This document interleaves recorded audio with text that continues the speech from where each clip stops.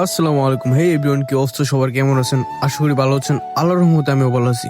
Welcome to my another blog. আজকে বন্ধুর birthday, তো সব বন্ধু মিলে একসাথে হলাম, খুবই ভালো লাগতেছে।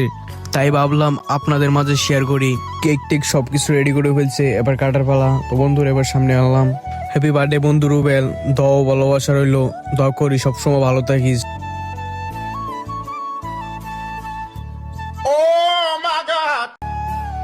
এদিকে সবাই সবাইকে কেক খাওয়াইতেছে, আর এদিকে আমি ভিডিও করতে ব্যস্ত, ক্যামেরাম্যান হলে আর কি যা হয়।